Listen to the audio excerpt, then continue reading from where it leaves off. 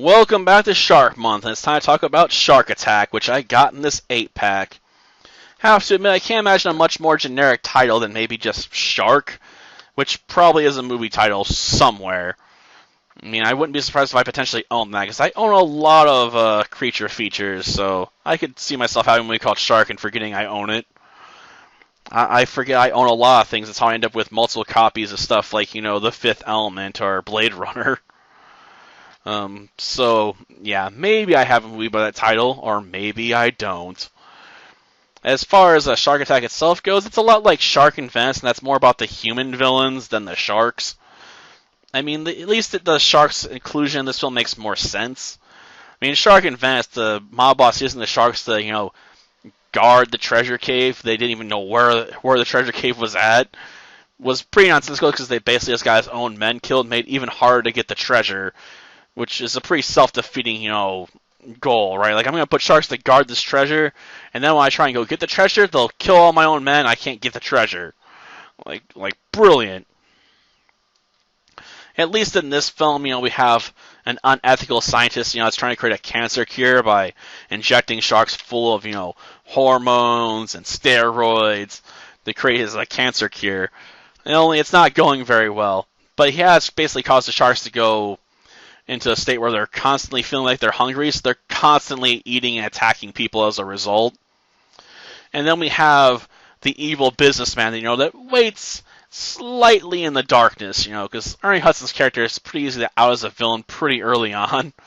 Because you basically see him foreclosing on places, he's like, oh, you're costing me too much money, I'm going to have to foreclose on you, and you, and you, and definitely you, so we see him basically doing that to everybody.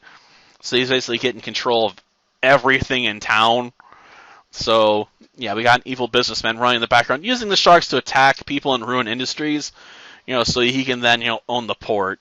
And he wants to own the port because apparently oil has been found off the coast somewhere nearby, and if he owns the port, he'll get all the oil money from British Petroleum. Though considering how much crap everyone gives the American characters in this film, I'm surprised it's not, ExxonMobil or something. Maybe BP was a bit more willing to have its name, attached to this bad movie for some reason. I don't know why. Like, it's kind of bad publicity, isn't it? That the villain, wants money out of you. I guess BP would be like, well, we're not directly the villain. We're just being used by a villain for money. Like that's different, okay? BP is not evil in that case. Besides, I thought we changed her name to Baby Otter Smiles.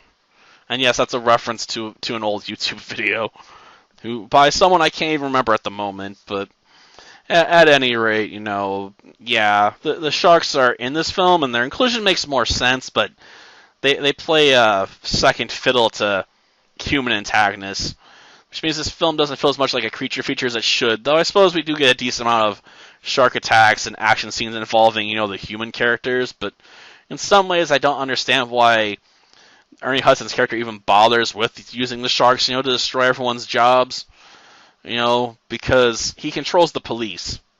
Like, he can just have them go around murdering people. And there's some psychos in the police department that are more than happy to commit murder. As one guy puts it, I was happy I fed your brother to the fishes. Or I guess maybe he said sharks, but you get the point, Like, if you got murderous cops on your payroll, why not just murder everybody in the town? Seems like that'd be an easier way to get control of everything, right? Like, you just kill everybody and then, bite off their widows, or extended family, or whatever, or from the government after they're all dead. Maybe he'd argue that's too suspicious, but is feeding them to the sharks any less suspicious? Albeit he only feeds a couple people to the sharks, I suppose, that are, getting in on the conspiracy about why there's sharks going nuts, but still. It seems like, you could try the whole murder solution when you're out in the middle of nowhere, because it's a pretty small port town. Though I suppose he does run a pretty snazzy hotel, so there must be quite a few visitors, that come by, despite it looking like a relatively small port with just, a handful of fishing vessels at it. Whatever. At least we don't have, a scene of the characters, screwing each other like we do in the sequel. Till next time, then. See ya. Ha! I enjoyed feeding your brother to the sharks.